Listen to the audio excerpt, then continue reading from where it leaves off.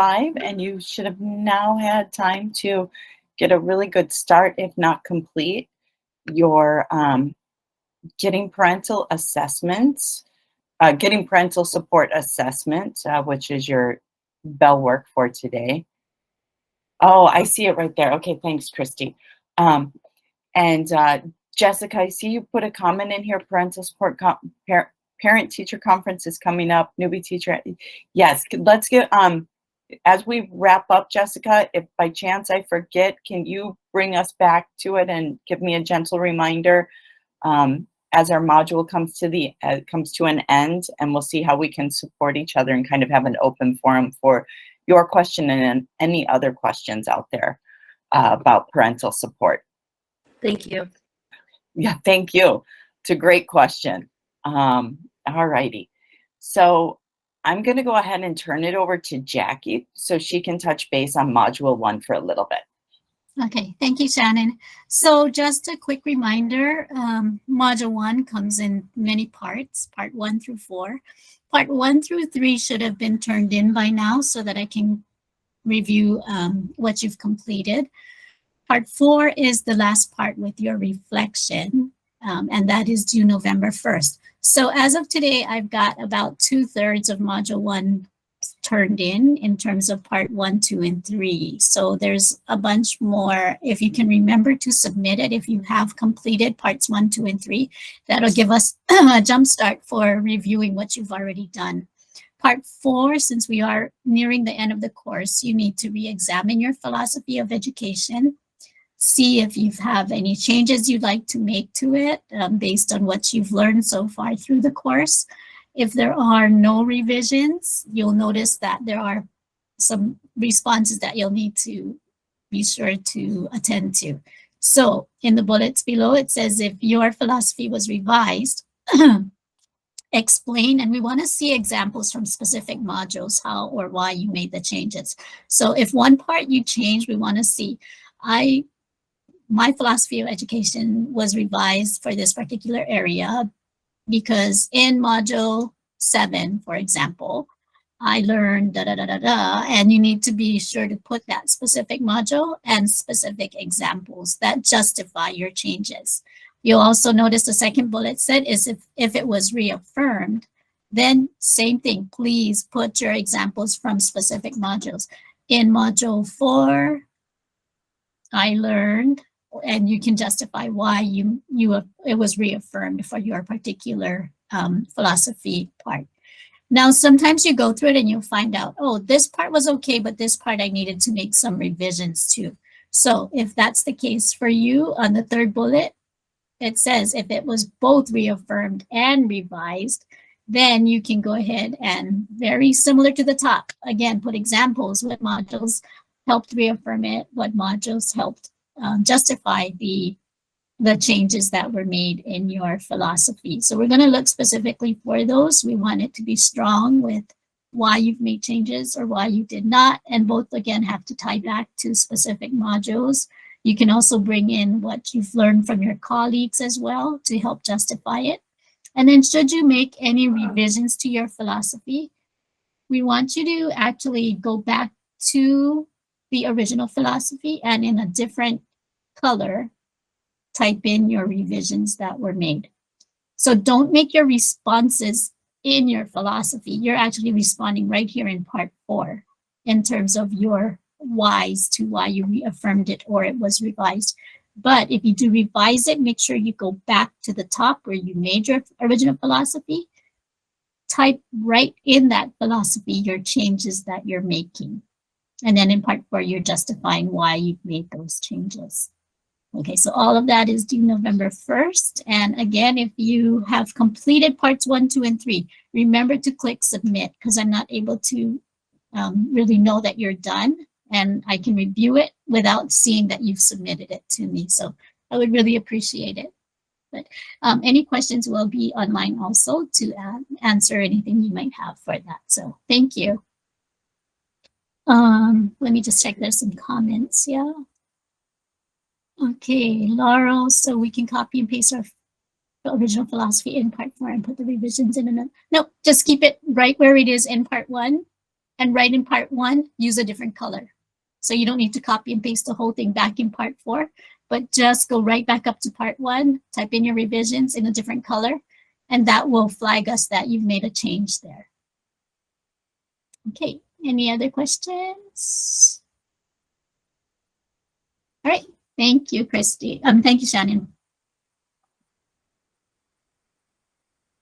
Mike.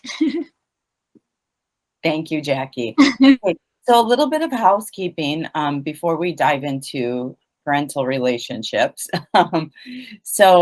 Make sure that you, first of all, get your entries turned in as soon as possible. We know we've said the whole thing, our deadline is November 1st, but the sooner you get it in, the more time it gives us to review it and get it back to you for revisions. And so once you receive it back, if you receive, if you don't have a score, it means that it probably wasn't turned in yet, or it hasn't been graded, excuse me. Continue to watch for it to be graded. If you have a 50 out of 100, it means there's revisions are needed, and then you need to resubmit after you do those revisions. And please, please, please leave the facilitator's comments. So in other words, don't delete them, just leave them there. When we go back and read your revisions, we will take care of the comments, and we'll either delete them or mark them as resolved. If you received 100, you're all done. You don't have to do anything, and there's no need to resubmit. So all entries, like I said, are due November 1st. I know some of you have reached out to us and have said there's all sorts of stuff going on, which we completely understand.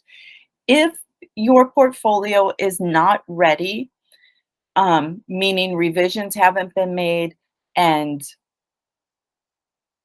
it's not finalized, in other words, it hasn't passed the facilitator's approval, which is kind of the first hurdle in the PD process, then we do have built-in safety nets where what will happen is your portfolio will be graded completely separately. And that's fine. That's okay. If you need more time, just some of you have already reached out to us, which is great. We can help you. We do strongly encourage you, if you can make that November 1st deadline, that would be great. Because that gives us then a couple of weeks to review, get it back to you, and you to get revisions in. It's about 3 weeks we've built in, so we're going to be busting our butts to get all those portfolios reviewed promptly, to give you guys a week or so to get revisions done before our final turn-in date. Joni, 75 out of 100. Read the facilitator's comments, and same thing. You're going for 100 out of 100. Joni asked, what about 75 out of 100? So we have 30 participants in our class for this section, and that means we will have 3 portfolios randomly selected from the completed portfolio list we submit. Your portfolio completion is determined by us and your graded entries. And then incomplete portfolios, like I said, will be graded individually, so that way everybody else can move through the process through PDE3. Okay. Any questions about this process?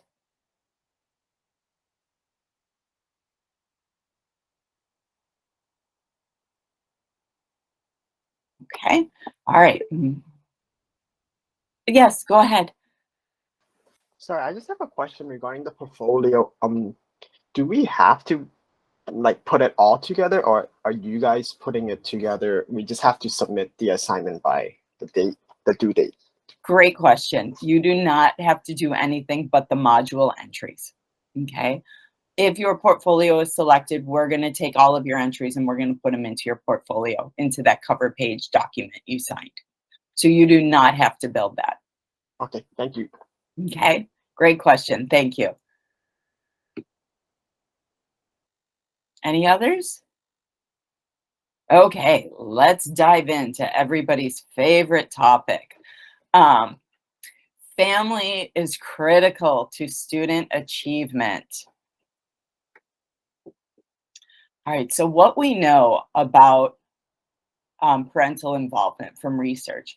Programs that are designed with components of strong parental involvement produce students who performed better than identical programs that did not have strong parent involvement. Excuse me. Would somebody like to read for me, because my voice is starting to go. Programs designed with components of strong parent involvement produce students who perform better than identical programs that did not I think they're supposed to have strong parent involvement. Schools that relate well to their communities have student bodies that outperform other schools. Thank you so much, Jessica. So the more parental involvement we have, the stronger the student outcome is.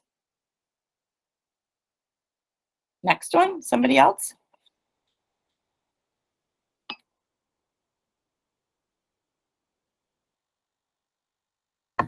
Children scored higher when parents helped them at home and stayed in touch with schools versus children of a similar aptitude and family background whose parents weren't involved. Schools where children are failing improve dramatically when parents are called in to help. So how many of you guys in your schools have parents coming in? And maybe even before COVID or after COVID?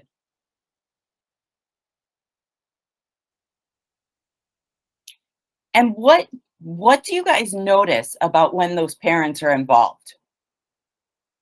You can turn on your mic and share, or you can type in the chat box. Jessica, are you asking a question or?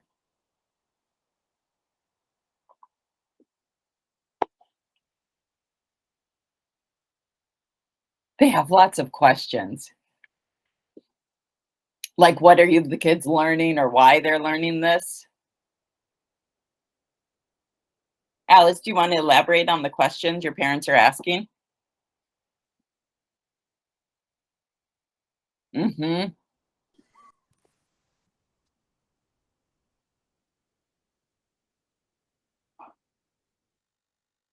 Seen a transition of backing the teacher first to backing the child before believing the teacher. Oh, yeah. That seems to have been an ongoing thing, Jamie. That I have a favorite bumper sticker is, "How dare you treat my child like a child?" Because sometimes that's the parents is, yeah, children can do no wrong. And how do we handle those situations? It can be tricky.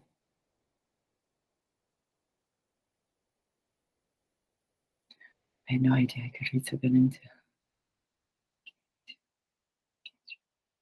Oh, yeah.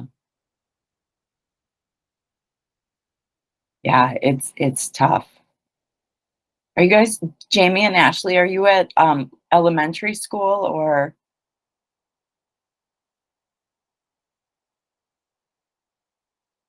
Middle, okay. Oh, okay. See, now at middle school, I find that for 6th grade, my parents' support is really strong, much stronger than it was at high school when I was teaching high school. Alice, yes, though that's great. Thanks for clarifying, Alice, because my brain was going in a different direction. Alice is receiving questions like, what can I do at home to support my child? Is there any way I can reteach the lesson at home? That's great. Yeah, I think that's what it is, Jamie, is that the 6th graders still have that elementary mindset. And then once 7th grade happens, and definitely 8th grade, we start shifting kind of more into that high school mentality. I felt like when I was teaching high school, my parents were, I'm kind of done at the parenting. I want my students, they should just be on autopilot to get their stuff done. Yes, and thank you, Laurel, for sharing. They just kind of, just let their kids be responsible for themselves. And you're absolutely right. Many of them cannot handle that responsibility. I remember I would do in high school, I would do a sticker chart for homework almost, and I always kind of looked at it as very elementary. But it motivated my kids. They were going after those little silver stickers to get their homework done. So I think a lot of the philosophies that I was able to take from elementary school teachers and bring them into my high school classroom setting, they seem to work really well, even though I thought, no, they won't, but they did. So that was great. Okay. So would anybody else like to share anything else before we move on? Oh, I know what I was going to say. When I encourage parents to come in, I actually encourage any adults like in the community that they obviously, have to be careful what I say here. I would have friends of mine whose children were in the school at the time, and they would come into my classroom and volunteer. Not in their child's classroom per se. Their child was in the honors program, but they were coming into my Algebra 2 class, which was juniors and seniors who were struggling. It was the gatekeeper, right, for graduation. But they were a realtor within the community, knew a lot of the kids since their children had grown up with these kids, and they were just a positive role model in the classroom. And they didn't know Algebra 2. But what they did know is how to set an example for those young males who oftentimes are without that strong example. And it was amazing. I would see them be able to, the kids ask them questions when they were a little afraid to ask me questions. So they would ask my parent in the room, and then the parent would, we'd communicate and we'd help the student out. So it was just a nice networking tool to have that support in the classroom for all my students. Okay, so enough. I said of my voice. I said I wasn't going to talk so much today, but here I'm going on. My apologies. All right, so we're going to move into our supplemental resources, and I'm going to post in the chat box 2 links. You're going to need both of them. The first link is the slides for today's module 8. And then the second link is the readings. So what we're going to do is I'm going to randomly break you out into 3 rooms. If you're in breakout room 1, you are going to read you're going to skim pages 77 and 78. If you're in breakout room 2, you are going to go over pages 79 and 80. If you're in the main room, you are going to go over pages 81 to 83. Okay, and what's going to happen with this is you're going to skim and discuss with your peers. You're all on the same article, right? So breakout room is all talking about tips for effective parent and teacher communication. You're going to talk about it, each skim, pull out some main ideas. Then you are going to, then if you're in breakout room 2, you guys are going to be skimming and discussing 5 keys to successful parent-teacher communication. If you're in the main room, you're going to be discussing building parent-teacher relationships, okay? Just skim the article and discuss the article. Then what's going to happen after about 10 minutes is I'm going to move you guys into 2 groups, all mixed up, and then you're going to share highlights from each of your articles. So there will be some people, so each group will have representatives from the first, second, and third article. Does that make sense? Or should I say, what clarifying questions do you have? Okay, and then after we come back to a whole group, after about another 5 to 10 minutes, you are going to, on the slides, if you read or skimmed and discussed tips for effective parent and teacher communication, you are going to click on the type here, drag that thought bubble over somewhere on the slide, and type in your thought. Okay, so that's our big picture of what our activity for right now. So I'm going to break you out. I'm going to put you in breakout rooms. Remember, the first thing you're going to do for 7 to 10 minutes is skim your article and discuss. just with your people of the same article.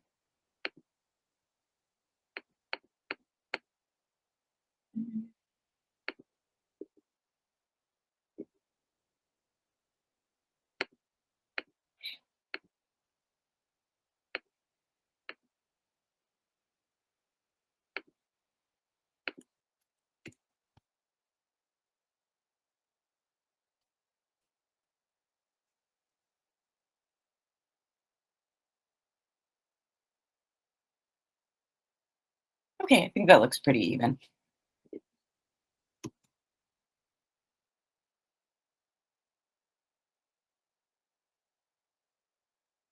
Okay, if you guys have any questions, just raise your hand and we will pop over to help. All right, have fun.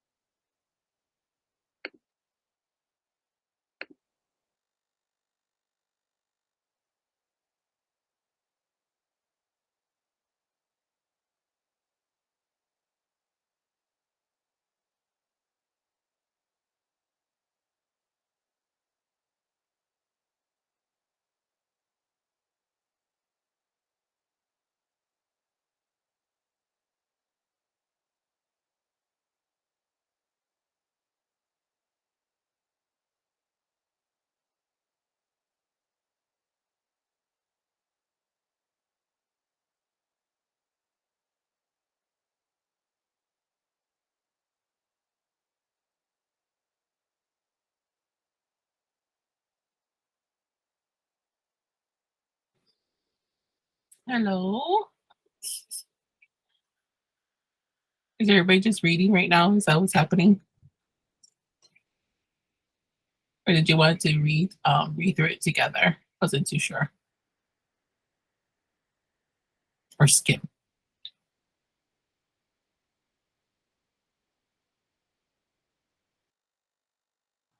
It doesn't matter to me. Okay.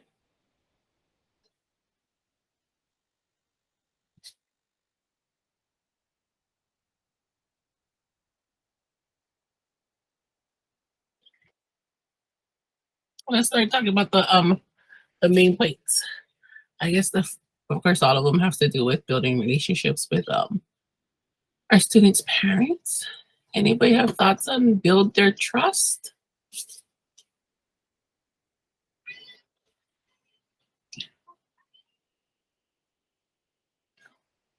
Yay! Sorry.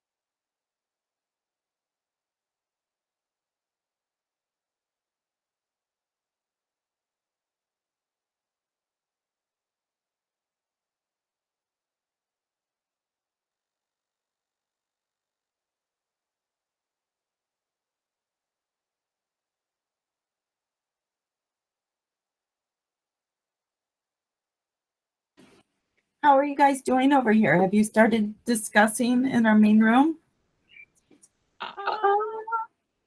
Trying. I think everybody might be reading. Oh, okay. So it's just a skim. It's just a quick skim. A skim and discuss. Okay.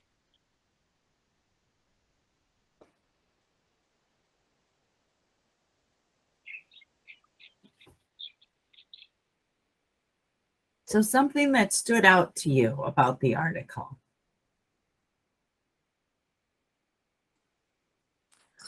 Well, I thought it was interesting because it talked a lot about parent phone calls, which I don't normally do.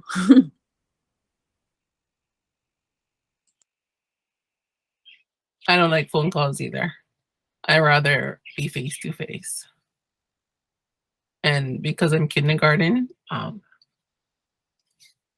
a family member needs to come and grab their student unless they're going to A+. And so I've learned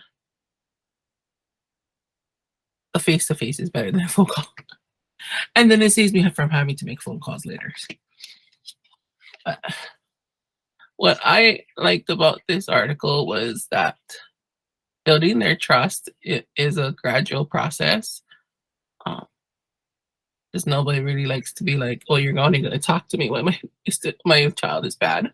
So I think building the trust and building a relationship with the parents is very necessary. It's a need for our students. Of course, if you're high school and you have like 60 of them or more, then that's difficult. But in elementary, it's just a little bit easier, I feel. Not easy, but easier.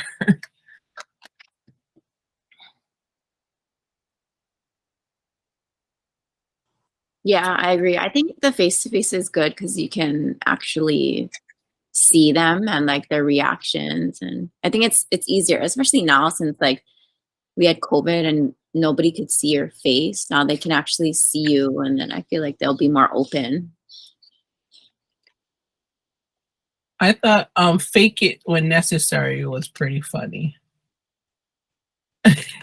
Only because I was like, oh, okay, never thought of that. But then I guess when we really just don't want to have that conversation, I feel like maybe my conversation starts off as faking that I wanted to do this conversation. But then to know that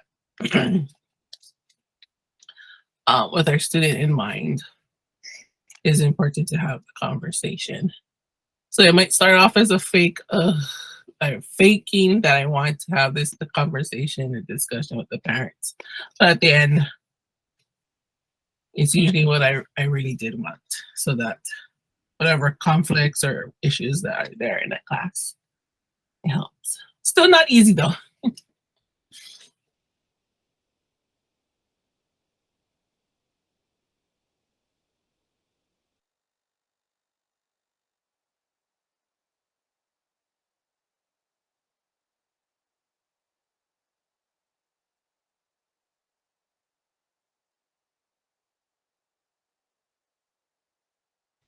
Anybody else have ideas or thoughts they want to share? The part about surprising a parent stood out to me. It just made me think about one student I have. I guess in kindergarten, he was known for behavior problems. He had like a behavior plan and a specialist to stay next to him. But he's in my class this year, and I don't like phone calls just like you guys, so I should have called the parent, but I just sent a message on Seesaw telling the parent like how well he's doing in class, his active participation in our discussion. So I gave the mom like a bunch of good news about him because of the progress he's making, and she was so shocked to hear it because she's so used to like the negative comments about him, like the problems that he causes in class, how he can't focus, and the things that he does and says. So she was like, her message back to me, she was just so thankful to hear good news for once. And yeah, so hopefully, I mean, as much as I don't like phone calls, maybe it's better to do than sending a message on Seesaw. But I like what you said to like talk to them face to face, which isn't always the easiest because they're not always coming to school to pick up their child. But yeah.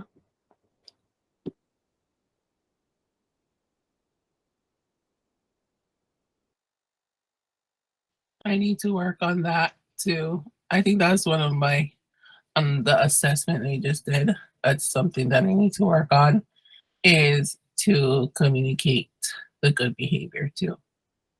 Because you're right. Not everybody wants to hear just the bad. And it'll probably make a person's day to hear that the child is being good.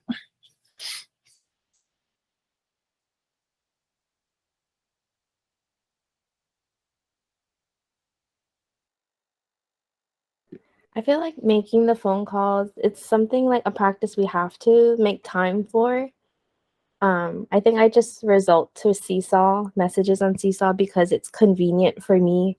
It's like I can start a message, but I don't have to like sit there and finish it right away. And I can work on it like in between when I have time, during my tasks.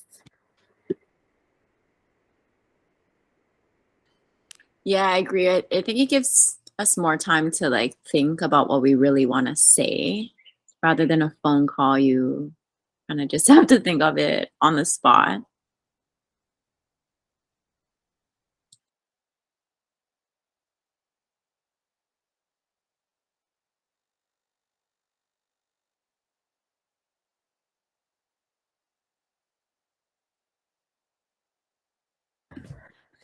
I use Seesaw a lot, but the thing that I noticed with the messages is that it shows you if you read it or not, and it wasn't like this last year or the years prior. So I feel like whenever somebody sees that they've seen it or they looked at the message, they're like, "Oh, I guess she saw it." It could be two things. It could be one, like, "Oh, good, she got my message," or two, like, "She got my message, but why isn't she responding to me?" So sometimes I feel like, oh, I have to respond when I open it. So sometimes it's good that it gets sent to my email and I can read it off my email and then I can open it up on Seesaw and then it shows that I've read it, seen it, and then I can respond there.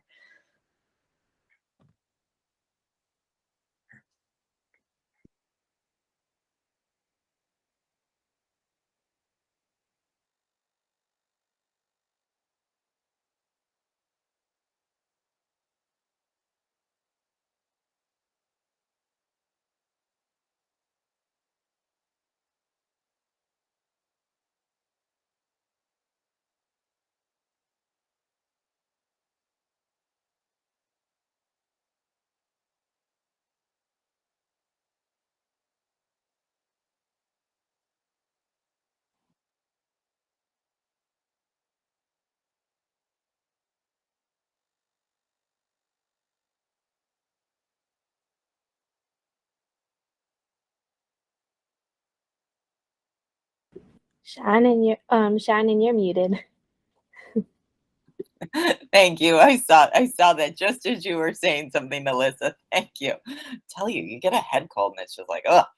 All right, so welcome back. I hope you guys enjoyed that moment of practicing reading lips but anyways, so welcome back. And in this breakout room, you guys, there should be somebody from each of the three groups, and you're just going to do like a jigsaw, and you're going to share some of the highlights of what your article was about. And then after we finish this, we'll all come back together and we'll add it onto the slides. Okay.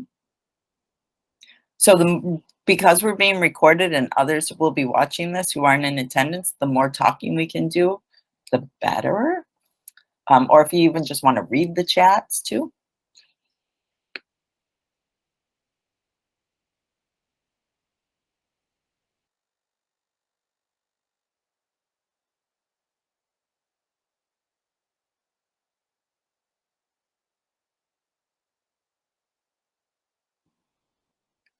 So the first article was tips for effective parent and teacher communication. What were some of our takeaways from who read that? Who was just in a discussion with that one?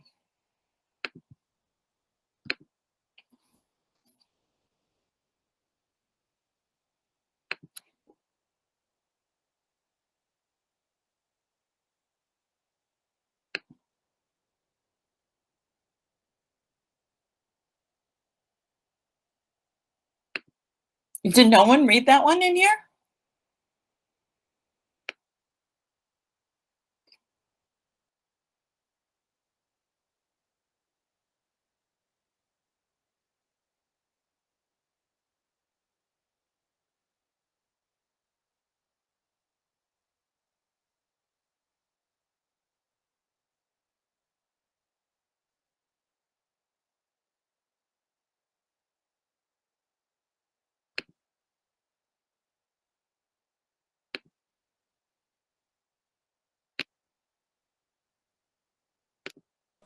Shannon, which article are you talking about? Any of them, but I Okay. specifically mentioned if we wanted to start with tips for the first article. Oh, gotcha. Who was in breakout room 1? Tips for effective parent and teacher communication. Because I did this randomly, so this will be really weird if we didn't get anybody from who had that article.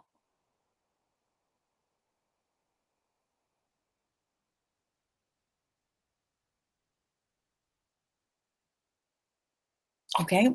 Joni, which article did you review? I was in this breakout room, but I'm just looking if I read the wrong article. I actually read the page 81 to 83. Perfect. You did perfect. So why don't Okay. we start there? Why don't you share some of your takeaways? Yeah, so I noticed that a lot of these relationship buildings had to do with a lot of strategies that preschool uses. My kids are in preschool right now, and I've had like a great connection with the school, the teachers, because they did a lot of the parent-teacher conferences. They do daily like newsletters, they do monthly newsletters. So it's just a lot of open communication both ways. So that makes me feel comfortable as a parent. But as a teacher for 5th grade, I don't do a lot of these things only because they're a little bit older. But I guess for some parents, they still want this, it still would create this trust with the parents and the teacher. So I mean, I'm open to trying the parent newsletters at least monthly, or making more positive comments to the parents.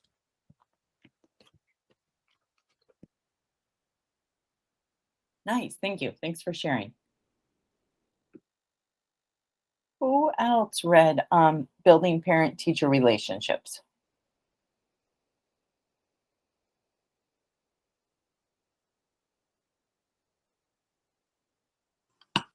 I did.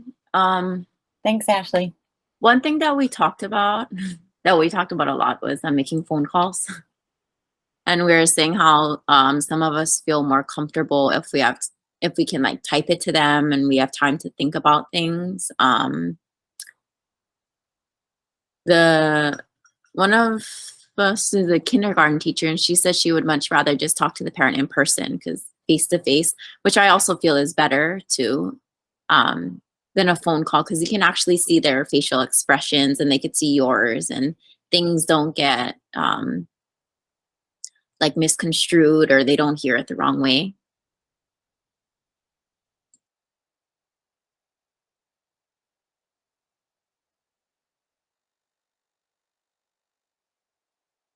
Yeah, I think when it comes down to it, I prefer face-to-face communications too. Or phone. My preference is voicemails. So calling the parents and leaving voicemails. And I'm like, okay, I've said what I had to say, and then no. But then when they call back, I enjoy talking with them too. But so many times I find it's over a negative. So I've got to make sure I call home on those positive notes too. Okay, so that means, anybody else read was anybody else in the main room? Okay, that means that everybody else had 5 keys to successful parent-teacher communication.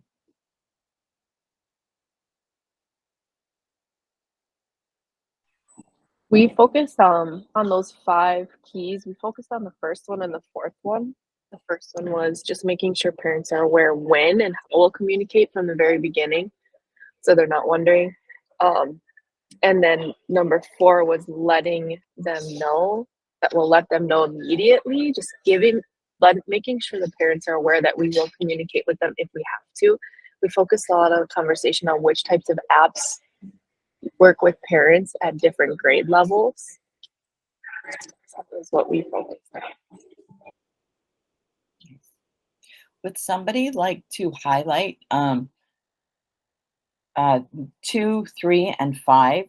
Because the one of our main purposes for doing this type of jigsaw is that we don't have to read all of the articles. So our responsibility was one particular area, and then we can bring it back and hopefully, kind of shorten up the work for everybody.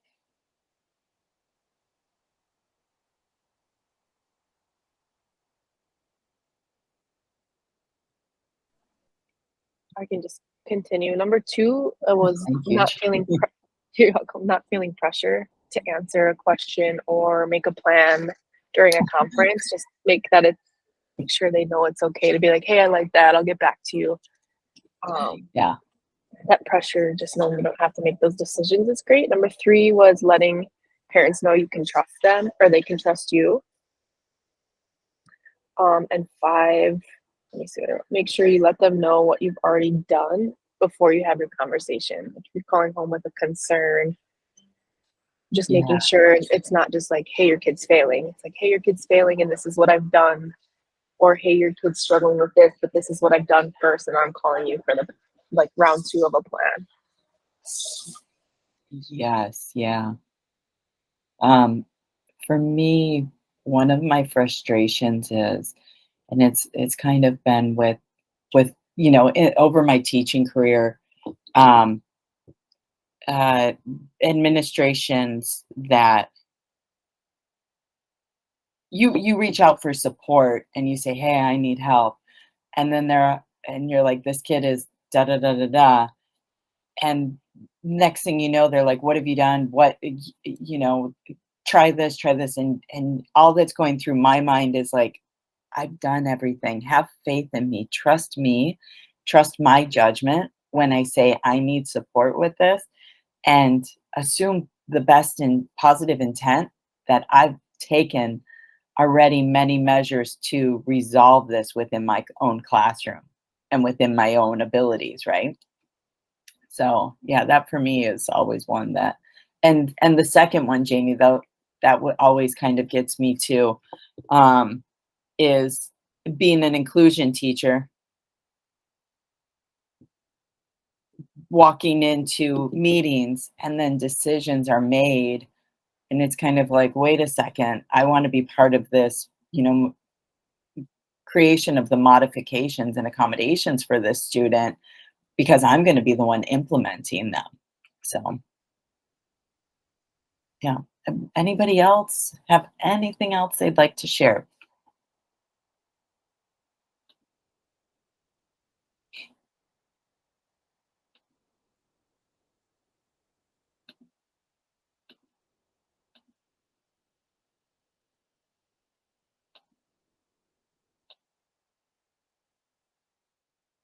Okay.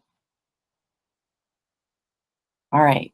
So now that we're all back together and we've kind of done this through jigsawed through the 3 different articles, what I would like you guys to do is to take a moment now and on whichever slide coordinates with what you read, when your first group, go ahead and click the bubble.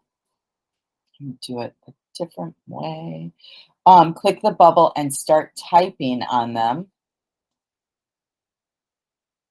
So you can take the bubble, bring it out, type on the screen, and give something that stood out to you about this article. So at the end, we should have our 3 articles should be full of different bubbles. Okay.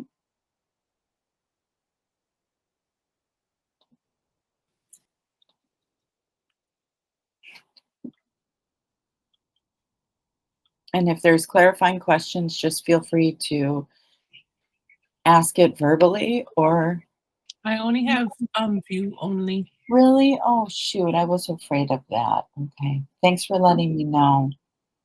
Thank you.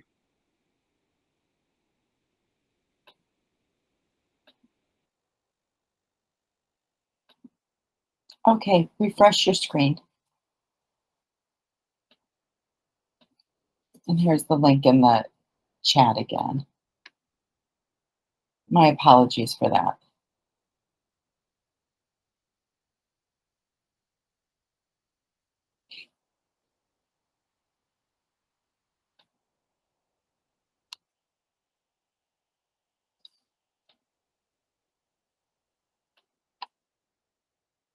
There we go.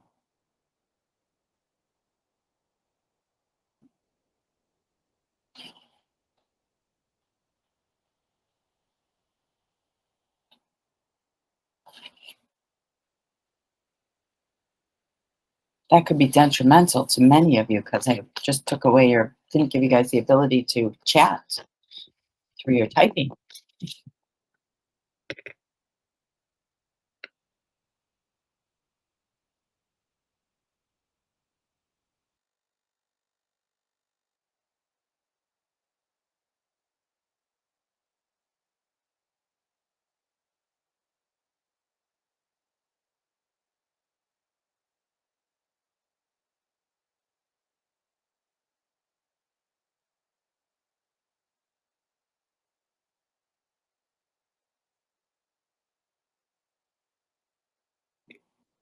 And if we need more bubbles, we can just copy them.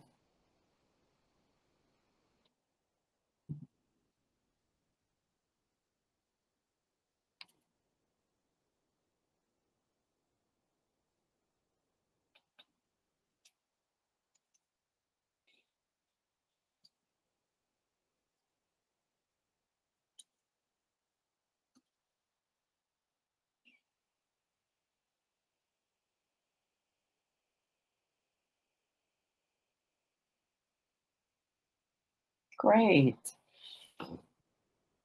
Mhm. Communicate with parents often about positive things as well as not just the negatives. Build a relationship with families. Make positive home phone calls. Fake it when necessary. Yes. Be honest. Document every conversation. I actually created a Google form for my conversations with my parents, and it's just a really short, fast form. That way, it's in one spot. Be prepared with times you're available to communicate. Yes.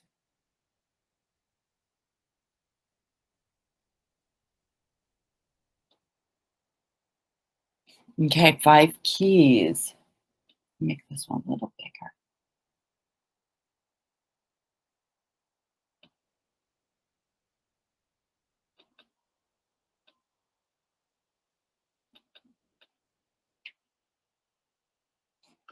It's important to be comfortable saying that you will get back to a parent after you have reviewed the information or consulted with others, not to feel pressured to answer immediately. Yeah, absolutely. Share any concerns, make decisions if needed. Don't be afraid.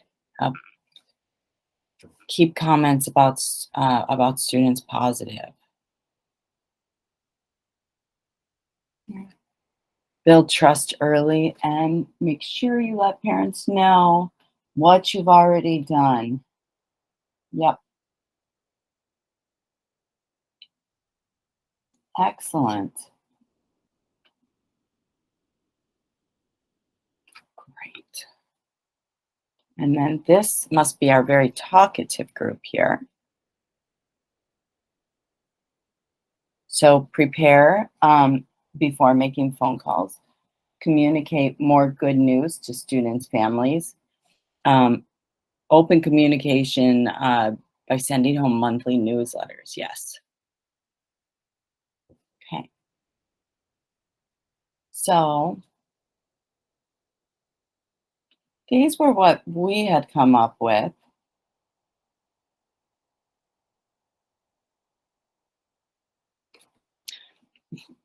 build their trust, listen to them, communicate often, document every conversation, and fake it when necessary. So we were spot on with you guys.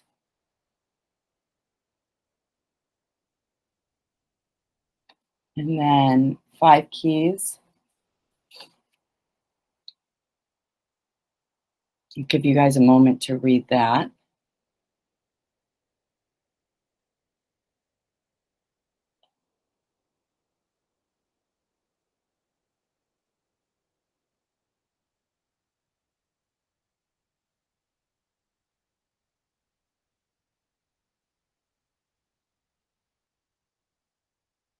Yeah, that one came up again. Always be prepared to explain your strategies.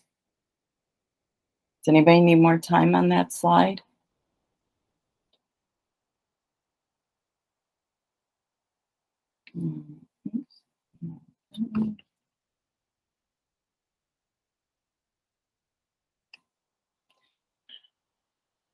The importance of clear and sincere communication with parents, yeah. So it's a balance between faking it till you make it and being sincere. Okay. All right, I'd like to circle back to Jessica, I believe, right? With the parent-teacher conference coming up? Yes. Okay, Jessica, what would you like from us? Would you like ideas on how we've all handled parent-teacher conferences? Has going through this activity given you some ideas?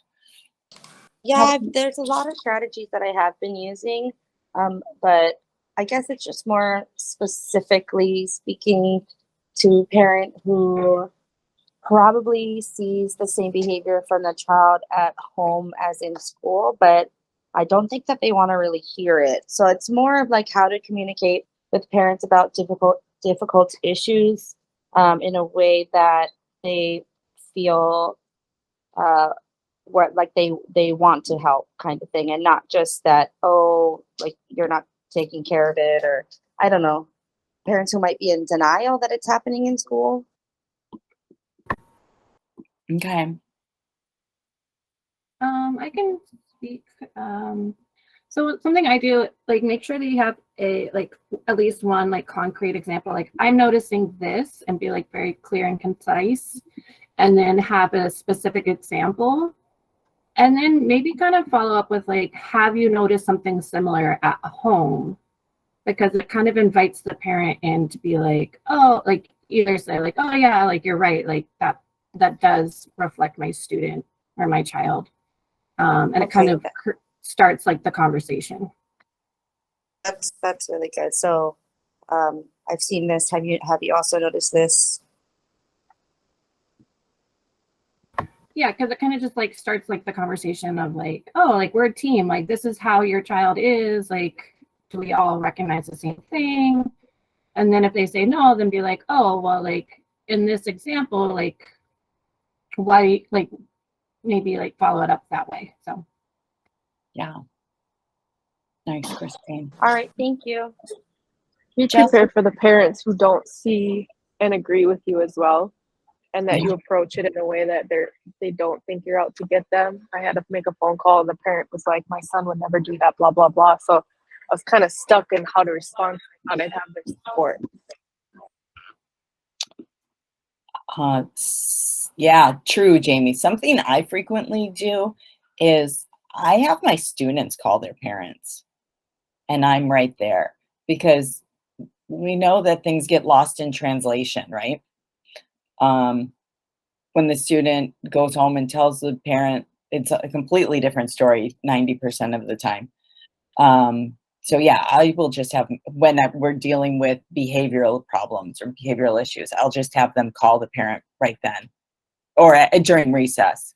And then I'm right with the phone, and I actually always apologize for interrupting the parents' time, just honoring their time, letting them know how valuable their time is, and that we're interrupting their day.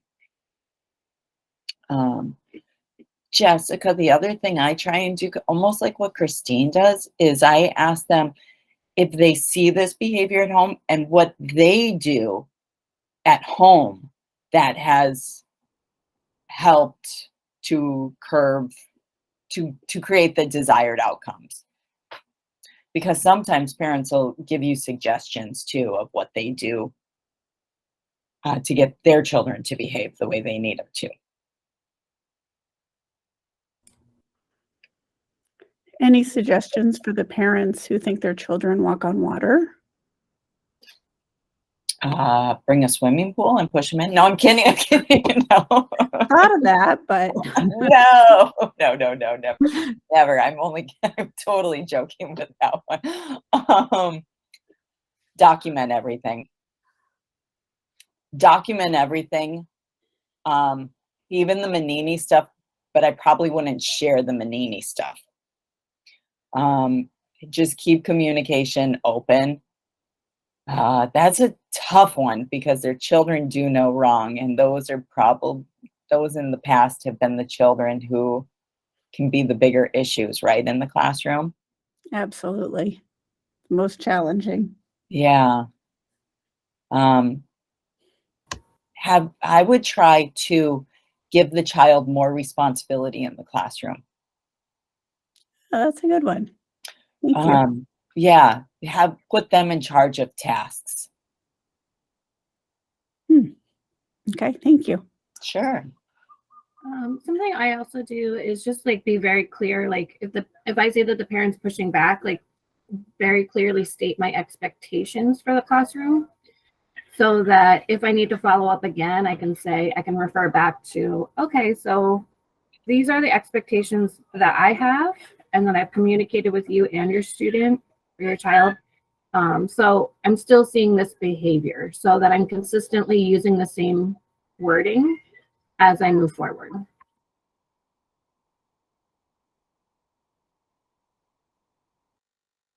Yeah, consistency is super important too.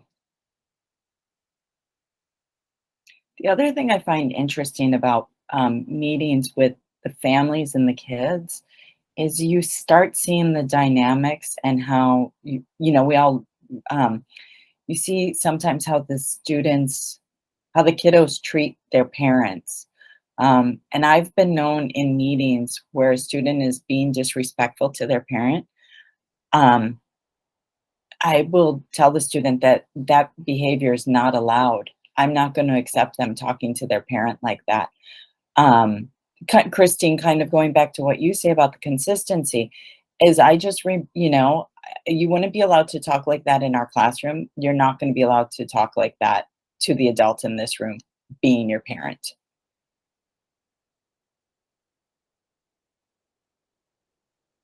Okay, Jessica, do you feel more prepared now for your parent-teacher conferences?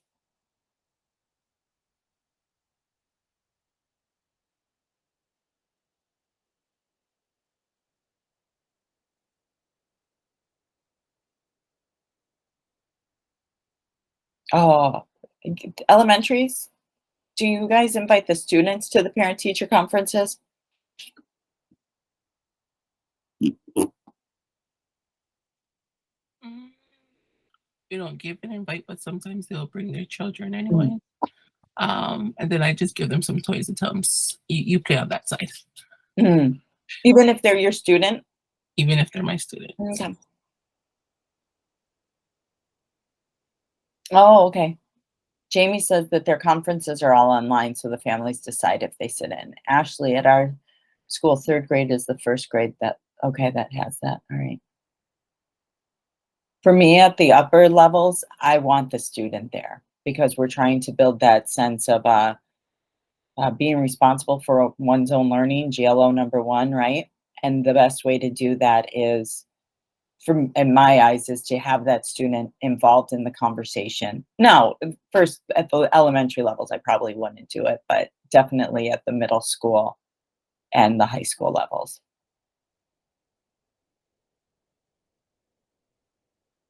Okay, so we've got one more activity for Module 8, and this activity, I like this because this activity is actually, we're building our portfolio right now. One of your assignments in your portfolio, I'm actually going to skip ahead a lot and quick show you the portfolio assignment entry. So part 2, so there's a part 1, I'll go over it in a moment, a couple minutes. Part 2 says children need positive homeschool communications in order to thrive in the classroom. Teachers need support of families. Establishing that relationship sometimes takes time. Families may support, families need help over the roadblocks and barriers that prevent them from active participation.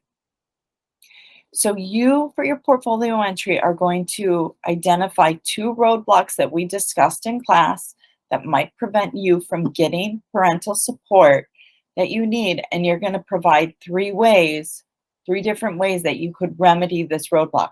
So our next activity, we're going to be broken up into 4 groups, and you are going to, each group is going to take a roadblock, and then in that roadblock, you are going to list remedies.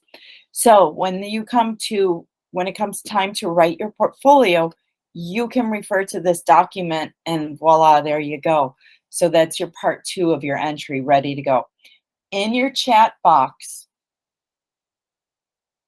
for our meet, I'm going to put the link for the roadblocks. So here's our directions. We're going to divide into 4 groups. Each group is going to take 1 roadblock. You'll see it assigned in the upper right corner. You're going to read the description of the roadblock. You're going to discuss ways to address the roadblock, which is creating a detour. And then you're going to document at least 2 ideas for each of your roadblocks. So you can add more than 2 ideas. That's totally fine. Once you've done your roadblock, feel free to look around the other roadblocks and contribute to them if you'd like. Okay, so I'm going to pull up this document. If I can find it.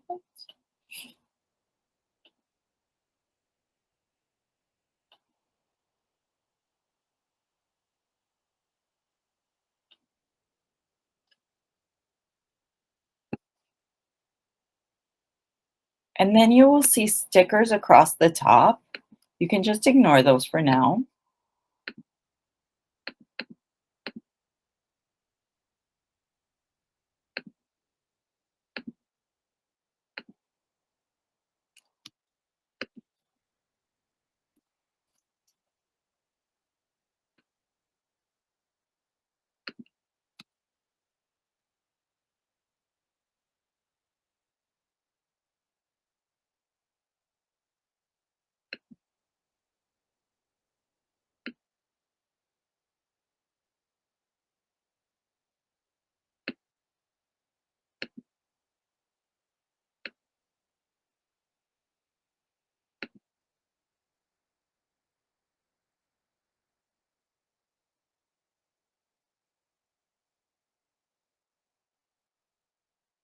Okay, questions for me before I open up the breakout rooms?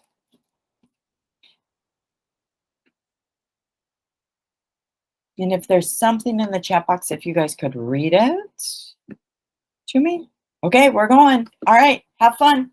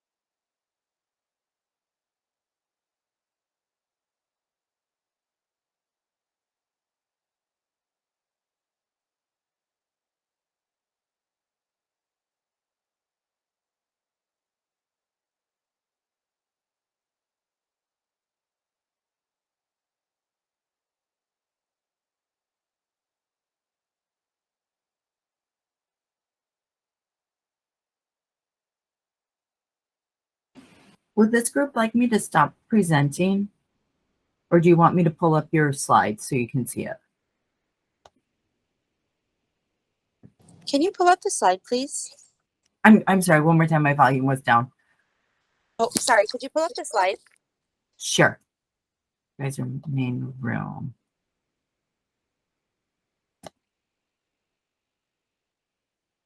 Okay. You want that one or the next one?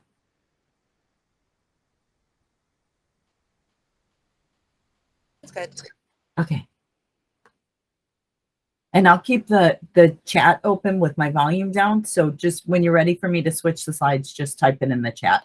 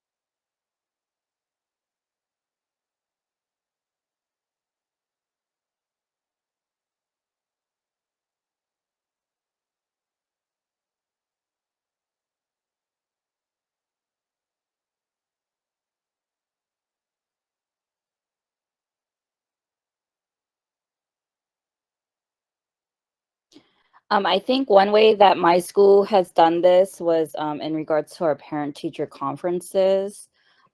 We made it virtual and we made it go till 7 o'clock in the night so that all parents could have an opportunity to be able to talk to some of their teachers.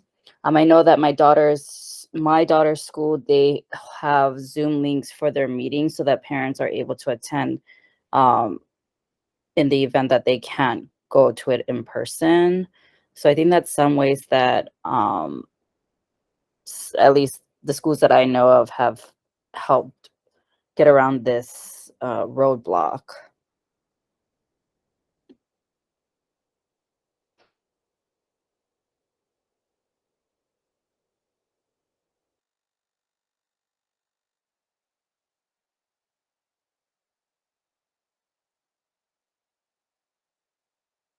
Yeah, our school, we host multiple family engagements at different points through the year. And it's always up to the grade level to decide if they want it during school or after school. And so the conversation is really around, well, what's going to be better to get higher engagement. But a lot of teachers feel uncomfortable working outside of their contracted hours. So it has been a struggle. That would be a lot of our teachers too. They don't like to work outside of their contract hours, and yeah, I agree. I think also telling the parents way in advance of when things are happening can help so that the parents can schedule in the time versus if they were told maybe like 2 weeks before, then they probably won't make it in time. Yeah, that's a good point. I feel like there's other ways our schools tries to involve parents. I mean, even being, I feel like, active on social media can help the parents feel like they're involved, even if that they're have don't have very much time to do things like in person.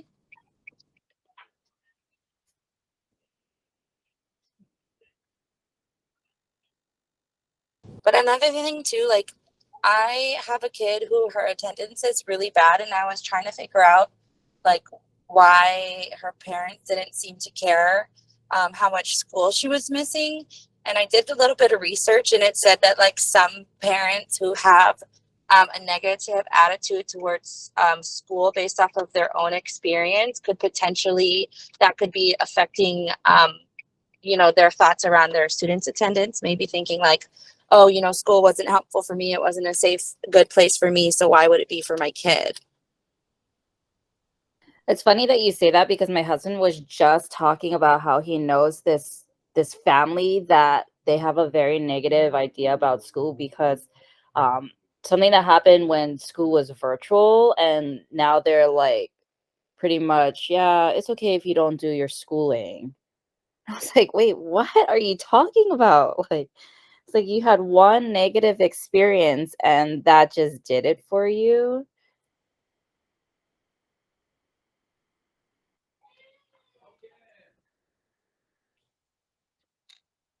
Our school provides school supplies. I don't know if that would fall under the category of us, but with the poverty, we try to offer even like getting sending home like toothbrushes and stuff.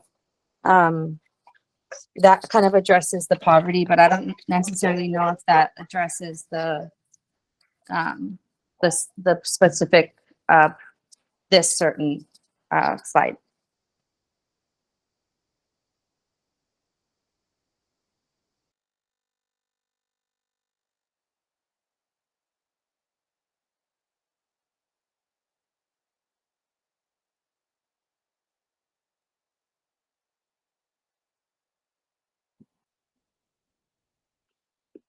Okay, hi everyone, welcome back. I want to move along a little bit so we can, because we still have another module today, and we're just wrapping this guy up, our module 8. So what I would like to do now is have you guys do what is called a sticker vote. So thank you everybody for contributing to the slides. And I'm going to switch tabs and give you directions for the sticker vote. So we're going to do sticker voting. At each chart, you will select 2 suggestions you feel are best for you to implement and place a sticker by your choice.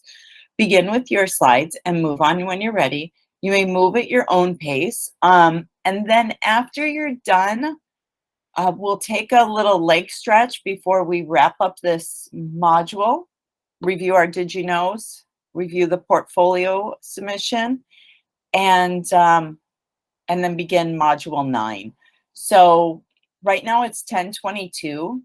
Do your sticker voting, take a leg stretch, and let's come back at, is 10:40 too long? That gives you like a 10-minute break and 5 minutes to do this. Does that work for everybody?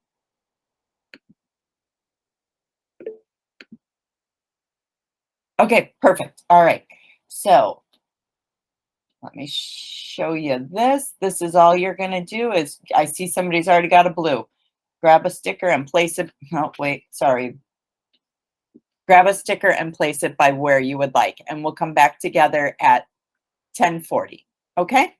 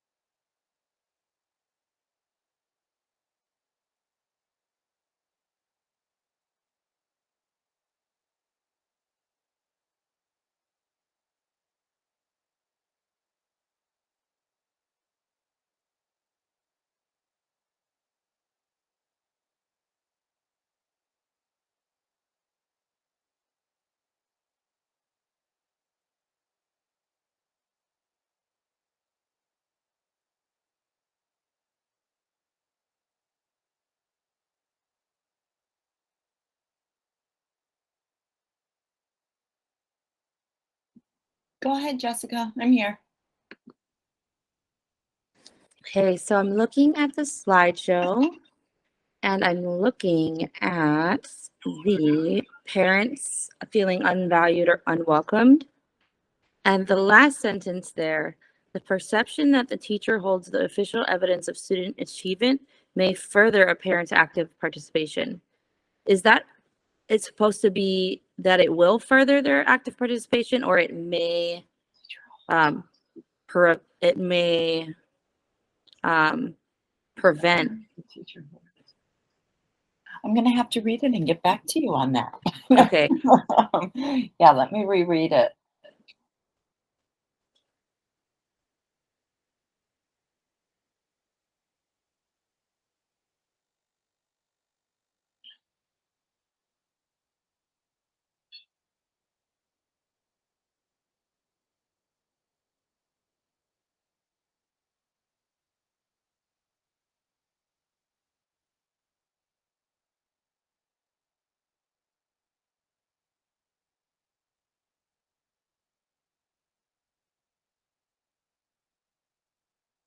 I would say it hinders.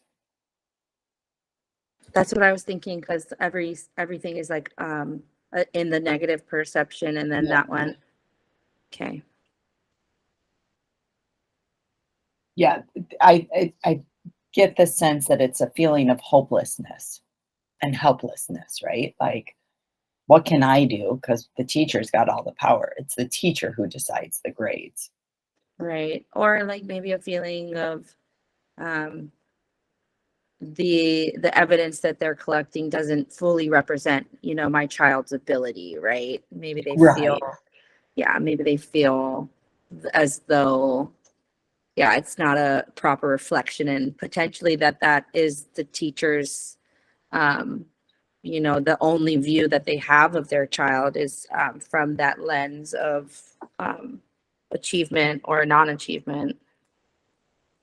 Because the child is so much more than, the grades that we're giving them, and it could be a little offensive to them. Yeah. Yeah, I would agree.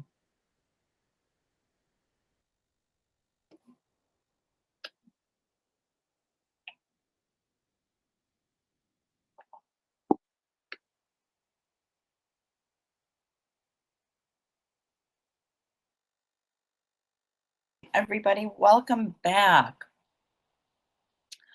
All right, so to wrap up, we'll do some did you knows. Would somebody like to read our turn and talk strategy? This strategy permits all students to participate in discussion rather than only a few students participating in a class-wide discussion. All students are able to process new learning while engaging in meaningful conversations with a classmate. Excellent, thank you so much. Okay, self-assessment. So we started off today's class using a self-assessment with your parent communications. And then there was also another self-assessment activity that I went ahead and skipped for us today, but you can always use it in your class, sometimes as an exit ticket. They work great. Would somebody like to read self-assessment for us? When students assess themselves, they develop insights into their own learning rather than relying on feedback from one person, their teacher, and asking, is this right? Is this what you want? Students begin to monitor their own learning and consider what part of the assignment meets the criteria and what needs more attention. Great, thank you so much. Sticker voting. Sticker voting, this is a strategy we use today. This strategy enables teachers to involve all students in the question and answer process and has the added advantage of providing a kinesthetic element to the process. So I gave general directions if you want to use the sticker voting in your classroom. Okay. All right, what we've all been waiting for, our portfolio assignment. So part one, you should have already completed your Getting Parental Support self-assessment. That was the top page in our activities for Module 8. You're going to select 2 areas that you marked no or sometimes on, and describe steps you will take to improve your actions in each of those particular areas. Okay. Part 2, we've already talked about part 2. It's children need a positive positive homeschool connection in order to thrive in the classroom. Teachers need the support of families. Establishing that relationship takes time. Families may need help over the roadblocks and barriers that are preventing them from active participation. I would like you to identify 2 roadblocks that we discussed in class that are preventing you from getting parental support that you need, and identify 3 ways that you might be able to remedy the roadblock. Based upon what I'm seeing over here, there are more than enough remedies for everybody. So, okay, so that you can take your information straight from here. Part 1 will give you, should be a paragraph or 2 at least. And this one, it is fine, just part 2, it's fine to bullet your answers like we did in our activity. Questions on the portfolio?